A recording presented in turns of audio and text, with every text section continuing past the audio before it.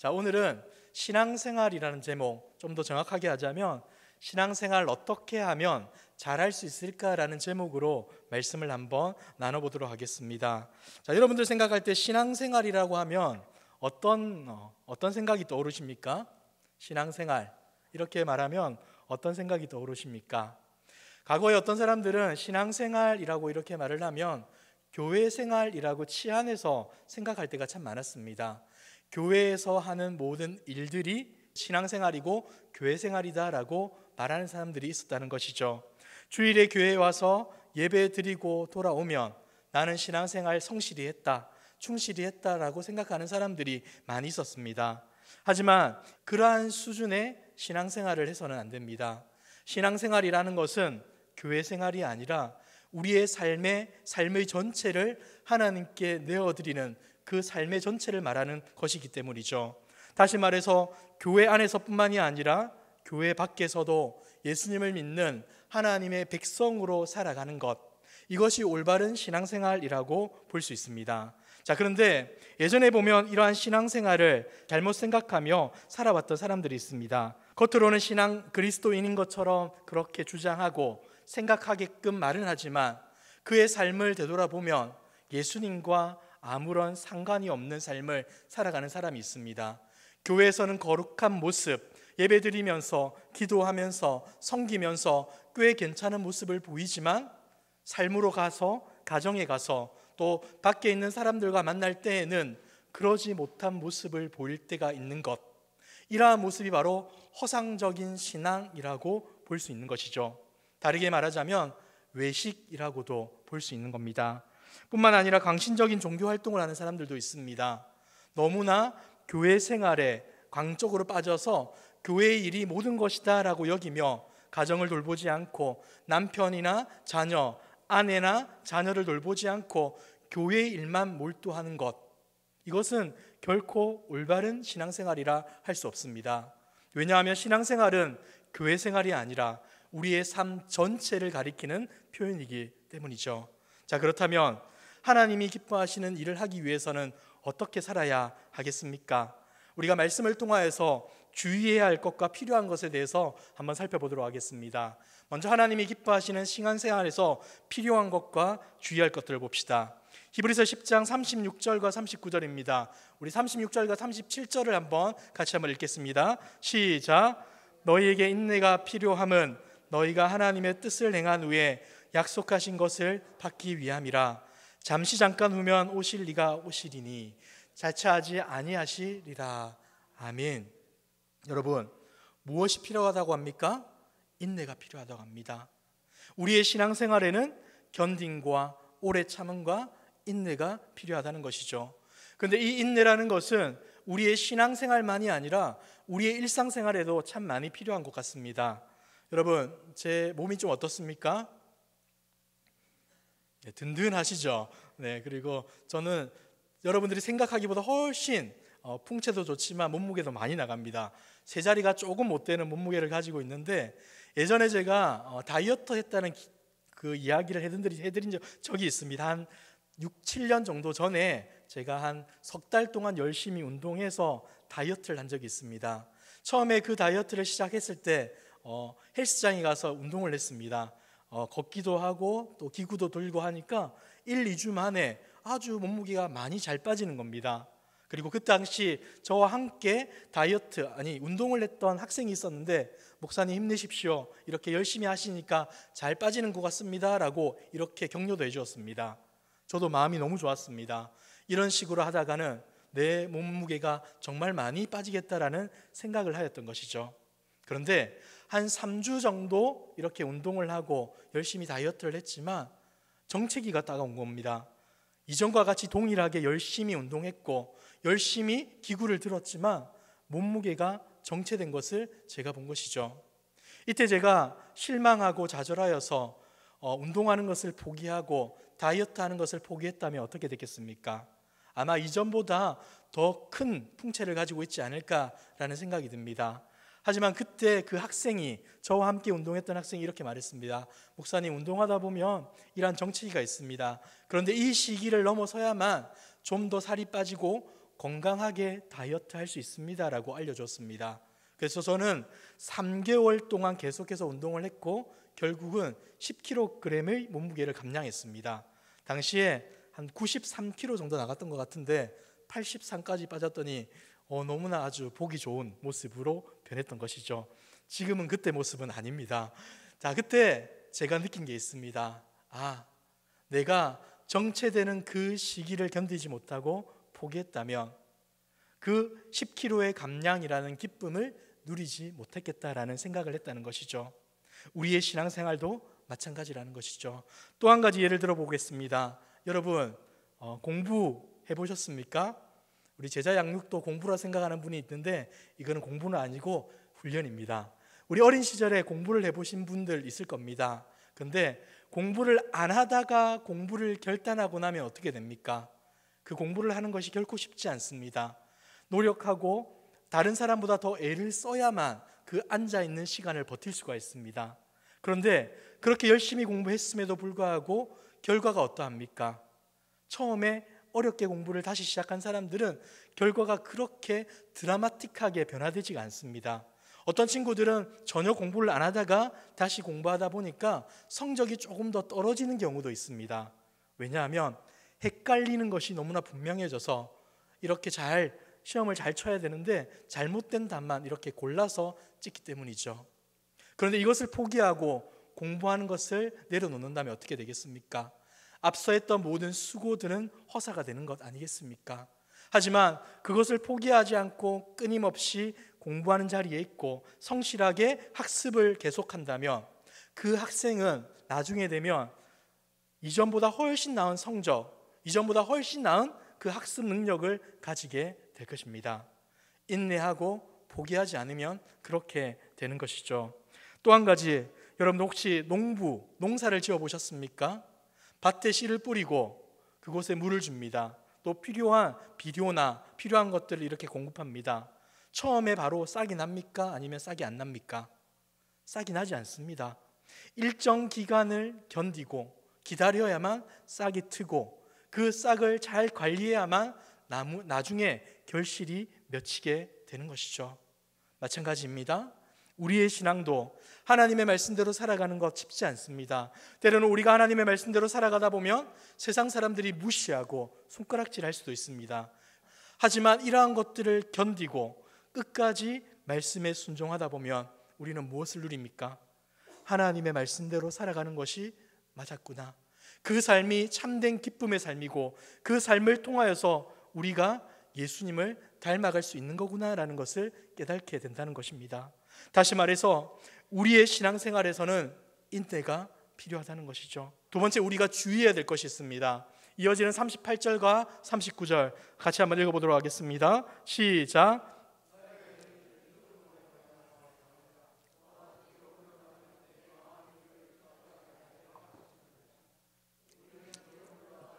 자가 아니요 오직 영혼을 구원하는 이르는 믿음을 가진 자니라.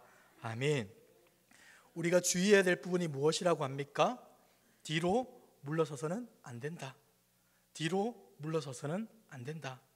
여러분, 세상 사람들은 우리 인생을 경주로 비유하곤 합니다. 그래서 그 경주에서 1등을 하면 너희는 성공한 거다라고 이야기하죠. 그래서 과거에 한 개그맨은 이렇게 말을 했습니다. 1등만 기억하는 더러운 세상.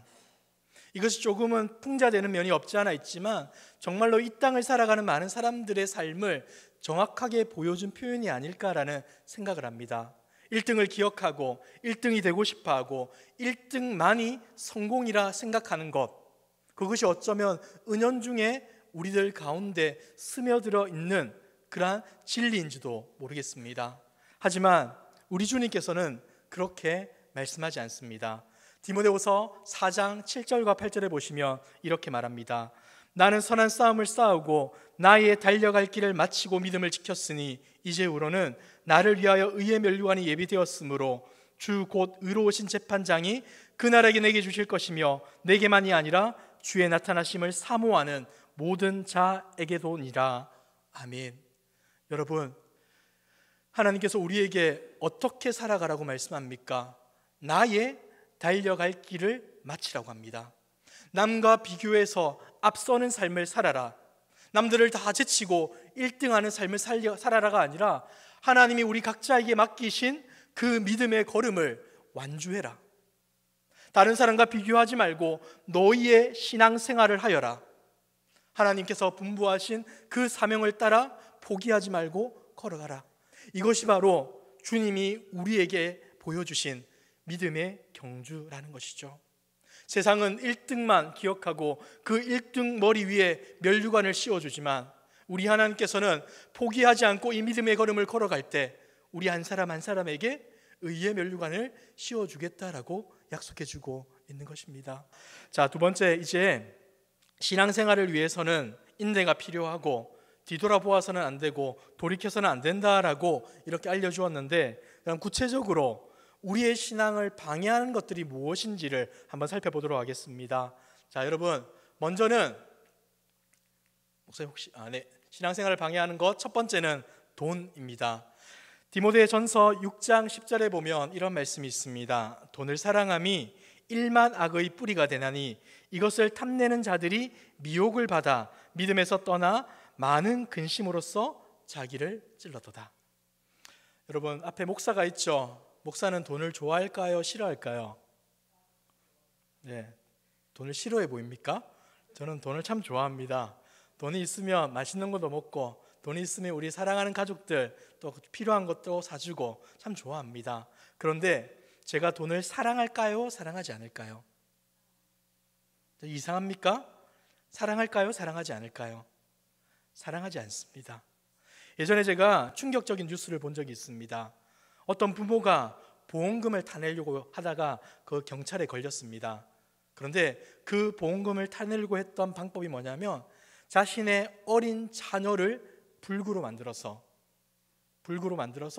보험금을 타려고 하다가 그것이 경찰 조사에 걸리게 된 것이죠. 부모가 가장 사랑하는 것이 자녀라고 말하는데 그들은 자녀보다 뭘 더 사랑한 겁니까? 돈을 사랑한 거죠. 이것뿐만 아니라 많은 사람들, 많지는 않습니다. 뉴스에 나오는 몇몇 사람들은 부모나 자식을 살해하여서 보험금을 타려고 하는 경우, 남편과 아내를 살해하여서 보험금을 타내려고 하는 그런 사례들이 얼마나 많습니까? 그들은 무엇을 사랑하는 겁니까? 돈을 사랑하는 거죠. 돈을 사랑하는 것의 위험성이 무엇이 있습니까? 하나님은 우리에게 말씀해 주었습니다. 하나님을 사랑하고 내 이웃, 내 옆에 있는 가족과 이웃과 친지들을 내 자신을 사랑하는 것처럼 사랑하라 라고 말씀했습니다. 사랑의 대상이 돈이 아니라 하나님과 이웃이라고 말씀해 주었죠. 하지만 돈을 사랑하게 되면 누구를 사랑하지 못합니까? 이웃을 사랑하지 못하는 것이죠. 하나님을 사랑하지 못하는 것이고 가족을 사랑하지 못하는 것, 이것을 알려주고 있다는 겁니다. 그렇기 때문에 여러분, 이 돈을 사용할 때 여러분들 주의하셔야 됩니다. 이 돈이 전부인 것처럼 이 땅을 살아가서는 안 됩니다. 특별히 교회 안에서 돈 거래 절대 하시면 안 됩니다. 여러분 혹시 해보셨습니까?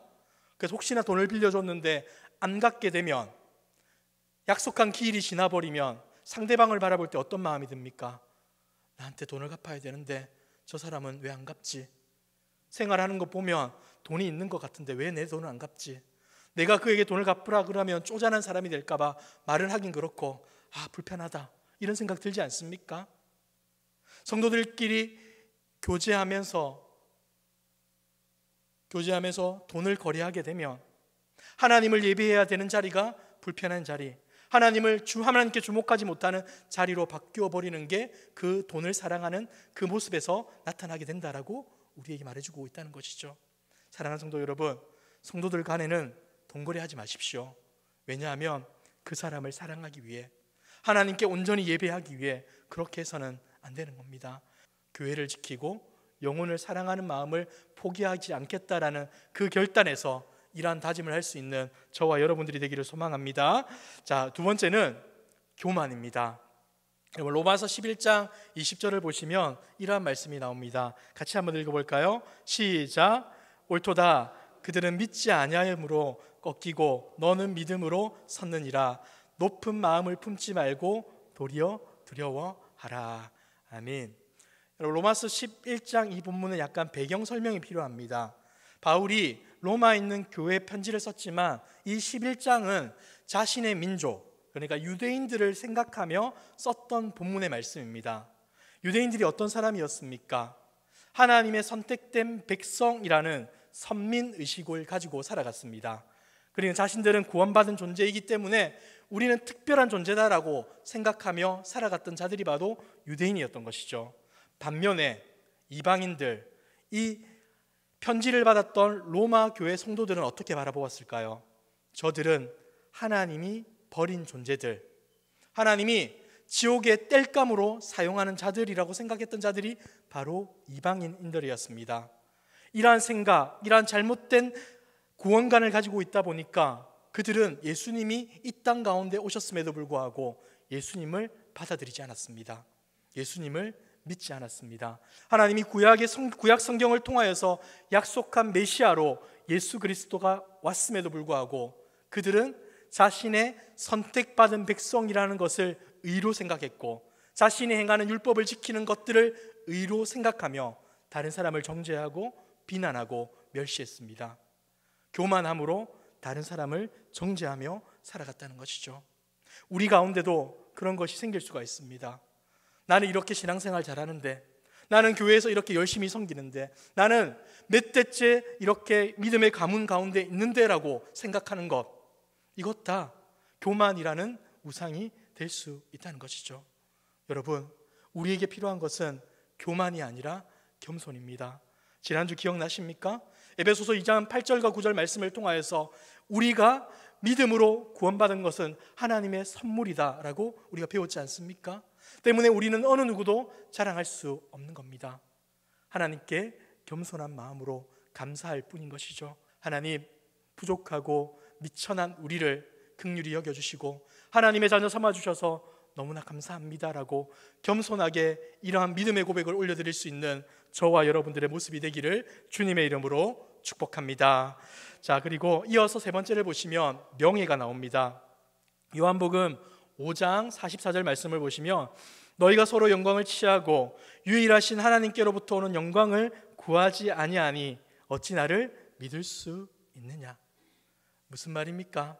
교만과 비슷하지만 자신을 드러내고자 하는 것, 자신이 누군가에게 칭찬받고자 하는 것, 이런 것들 신앙생활에서 아주 위험하다는 겁니다. 우리가 교회에서 여러 가지 섬겨야 될 일들이 있지 않습니까? 그럴 때는 때로는 앞에 나서는 섬김이 있을 때가 있습니다.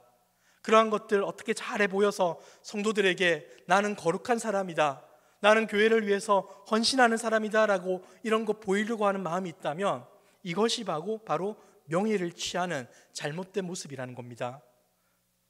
무언가를 섬기고 무언가를 헌신할 때 하나님을 향한 영광이 아니라 나의 명예를 위해 그 모든 열심을 다한다면 우리가 수고하고 애쓰는 거지만 그것 또한 명예라는 우상이 될 수 있다는 것이죠.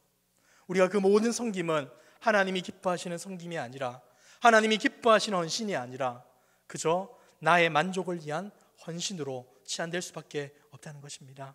사랑하는 성도 여러분, 우리의 모습을 한번 되돌아보았으면 좋겠습니다.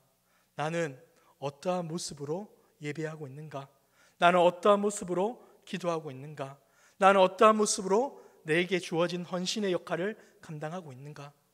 누군가에게 인정받기 위해, 누군가에게 잘했다 칭찬받기 위해 하시는 일이 아니라 하나님을 위해, 하나님의 영광을 위해 이 모든 것들을 행할 수 있는 저와 여러분들의 모습이 되기를 주님의 이름으로 축복합니다.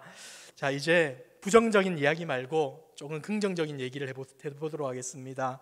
우리가 신앙생활을 잘하기 위해서 적극적으로 해야 될 것들, 적극적인 방법들에 대해서 우리가 한 6가지로 생각해 보도록 하겠습니다. 자, 먼저는 하나님 중심의 삶입니다. 이것은 대전제인데 우리가 오늘 본문인 로마서 14장 8절 말씀 우리 다시 한번 읽어볼까요? 시작. 우리가 살아도 주를 위하여 살고 죽어도 주를 위하여 죽나니. 아멘. 여러분, 우리의 삶이 어때야 한다는 겁니까? 주를 위하여, 주를 위하여. 우리가 무언가를 하더라도 주님을 생각하고, 말을 하더라도, 행동을 하더라도, 생각을 하더라도 주님을 위하여 할 수 있어야 된다라는 것을 알려주고 있다는 것이죠. 이것은 앞으로 나올 5가지의 대전제를 할 수 있습니다. 그렇다면 이 대전제에서 나오는 5가지는 무엇이겠습니까? 첫 번째, 말씀입니다. 여러분, 마태복음 4장 4절 말씀을 보시면 이런 기록이 있습니다. 예수께서 대답하여 이르시되 기록되었을 때 사람이 떡으로만 살 것이 아니요 하나님의 입으로부터 나오는 모든 말씀으로 살 것이라 하였느니라 하시니. 아멘. 여러분, 이 본문 다 아시죠? 예수님께서 40일간 금식하시고 사탄에게 시험을 받으십니다. 첫 번째 시험이 무엇입니까? 사탄이 예수님을 끌어다가 돌을 보여주면서 이 돌들로 떡덩이가 되게 하라. 그러면 내가 하나님의 아들인 것 믿을게 라고 얘기합니다. 네가 만약 하나님의 아들이라면 이 돌을 떡덩이로 만들어라 라고 이야기합니다. 여러분, 사탄의 시험이 보이십니까? 사탄은 우리 인생의 가장 연약한 부분을 공격합니다. 뿐만 아니라 우리를 향해 넌 하나님의 백성 아니야 이렇게 말하지 않습니다. 네가 만약 하나님의 백성이라면, 하나님의 아들이라면 이 돌을 떡덩이로 만들어야만 하나님의 아들인 거야 라고 우리를 꼬드깁니다. 우리를 시험합니다. 그런데 이러한 시험에 우리 주님이 어떻게 말합니까? 사람이 떡으로만 살 것이 아니요 하나님의 입으로부터 나오는 모든 말씀으로 산다라고 말씀해 줍니다.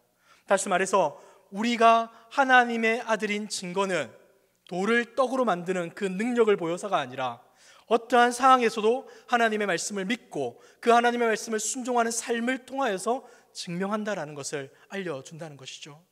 여러분은 지금 여러분이 하나님의 자녀인 것을 어떻게 증명하고 있습니까? 남들보다 더 나은 연봉을 받는 것으로, 남들보다 더 나은 직장에 취직한 것으로, 남들보다 더 나은 아이들의 미래와 장래들을 보여줌으로 그것을 증명합니까? 성경은 우리에게 그러한 것을 말하지 않습니다. 우리가 만약 하나님의 아들이라면 우리의 삶에 분명히 있어야 되는 것은 하나님의 말씀에 생명이 있음을 알고 그 말씀을 믿고 그 말씀에 순종하는 삶을 사는 것, 그거야말로 우리가 하나님의 백성인 것을 증명하는 결정적인 것이다 라고 알려주고 있는 것입니다. 사랑하는 성도 여러분, 세상 사람들이 추구하는 가치와 질서에 현혹되어서 우리 또한 그러한 것들을 따라야 한다는 그 인생이 아니라 어떠한 상황에 있더라도 하나님의 말씀을 신뢰하고 그 하나님의 말씀을 순종할 수 있는 저와 여러분들의 모습이 되기를 주님의 이름으로 축복합니다. 자, 이제 세 번째 기도입니다. 자, 골로새서 4장 2절 말씀 같이 한번 읽어봅시다. 시작. 기도를 계속하고 기도에 감사함으로 깨어 있으라. 아멘. 여러분, 기도하는 거 어떠세요? 쉽습니까? 어렵습니까? 힘들죠. 여러분, 우리가 공적인 예배에 대표 기도하는 것은 성실하게 잘 준비해서 기도하는 게 필요합니다. 그러나 우리의 일상에서의 기도는 그러지 않으셔도 됩니다.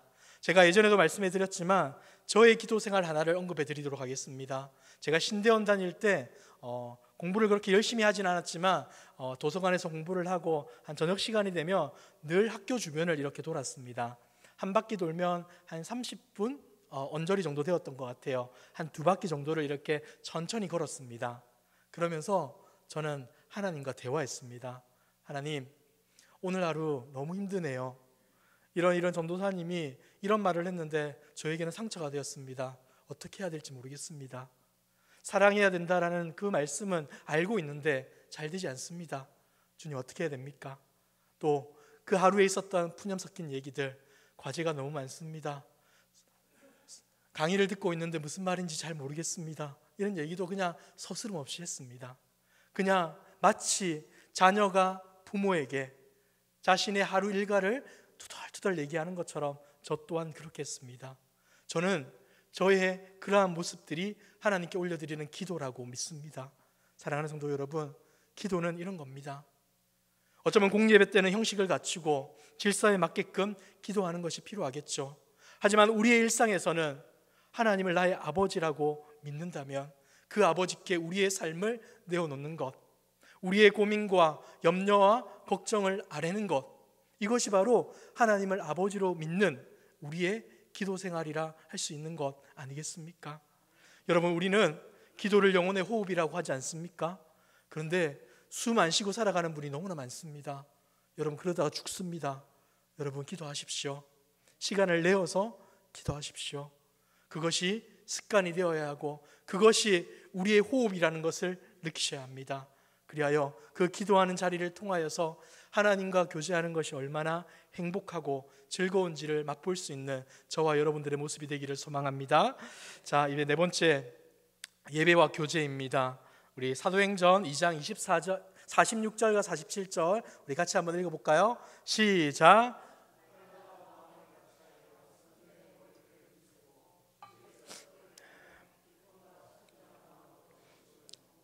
하나님을 찬미하며 또 온 백성에게 칭송을 받으니 주께서 구원받는 사람을 날마다 더하게 하시니라. 아멘. 사도행전 2장은 초대 교회 때 있었던 그들의 삶의 모습들을 기록한 내용이 2장과 4장에 두 번에 걸쳐서 기록되어 있는데, 특징이라는 게 뭐냐면 첫 번째는 성도들이 모두 성전에 모이기를 힘썼다는 겁니다. 다르게 말하자면 예배하기를 힘썼다는 것이죠. 뿐만 아니라 기쁨과 순전한 마음으로 음식을 먹고 하나님을 찬미했다고 합니다. 무슨 말이겠습니까? 성도들이 행복하게 교제했다는 것이죠.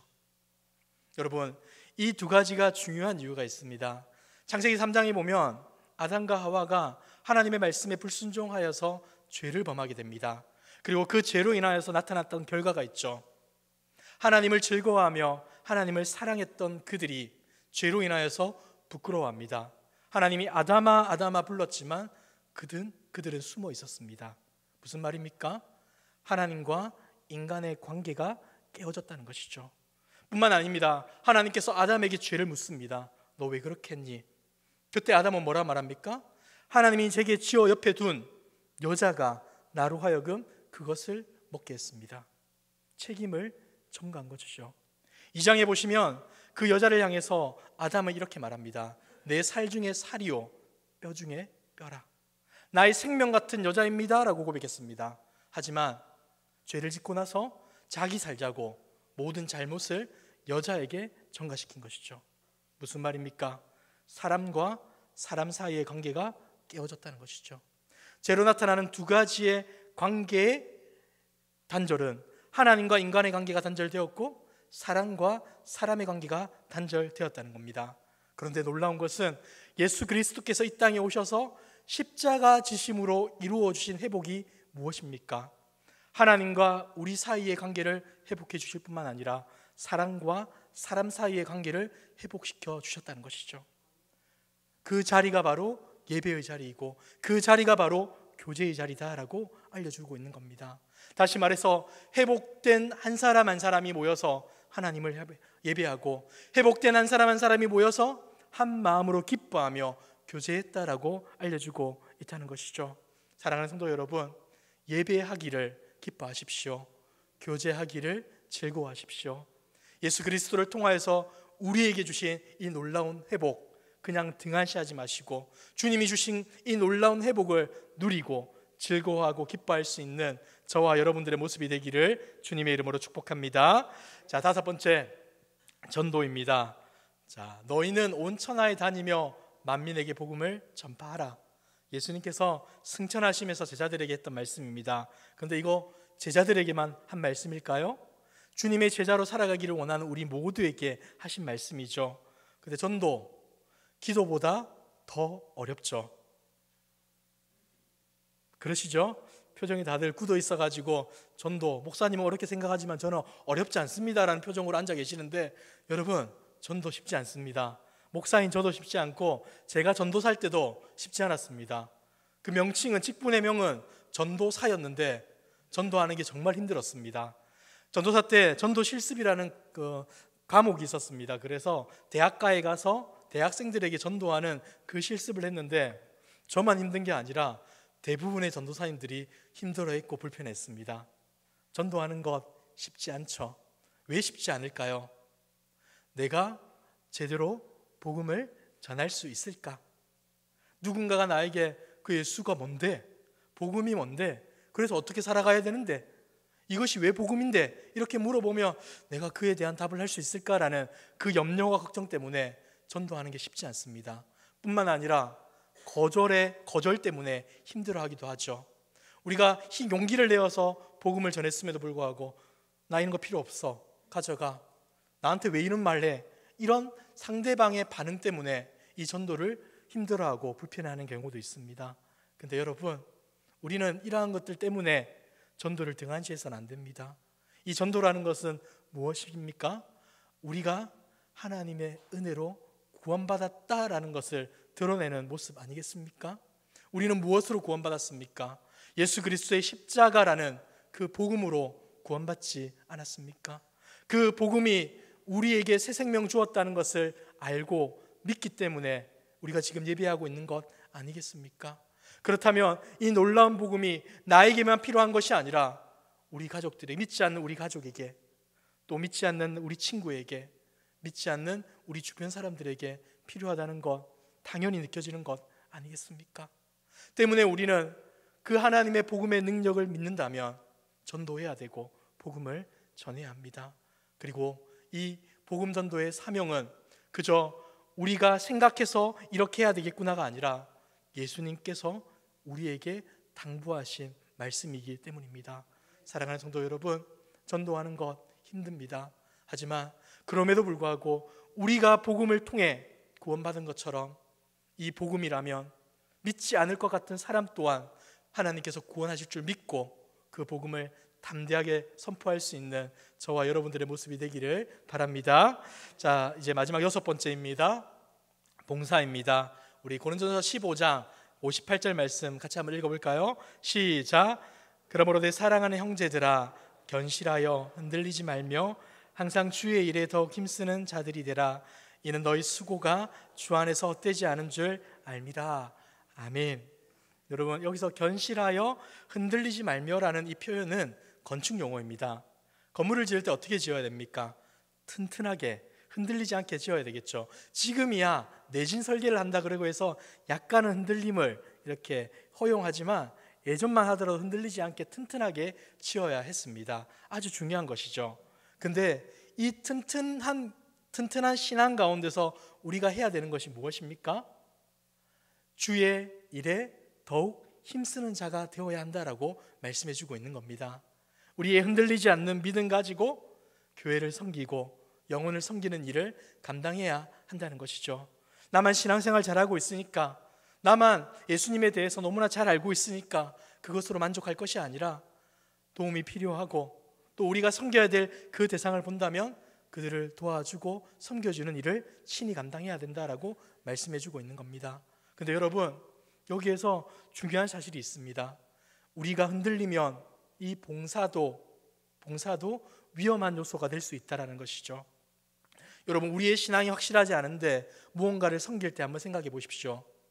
우리 마음에 뾰족뾰족한 것들이 다른 사람들에게 나타나지 않습니까?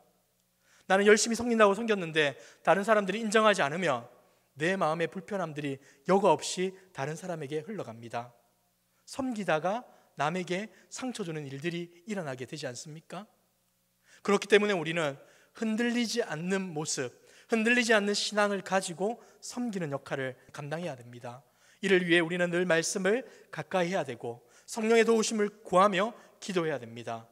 우리의 본성과 우리의 기질과 우리의 성품으로는 감당할 수 없기에 하나님의 도움을 구하며 하나님의 은혜를 구하며 그 봉사의 역할을 감당할 수 있어야 한다는 것이죠.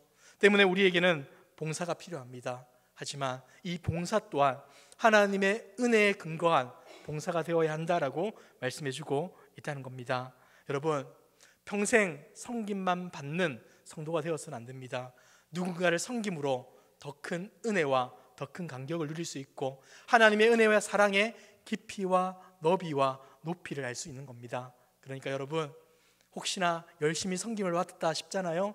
그러면 나중에는 다른 사람을 기꺼이 섬길 수 있는 우리 모두의 모습이 되기를 소망합니다. 자, 말씀을 한번 정리하도록 하겠습니다.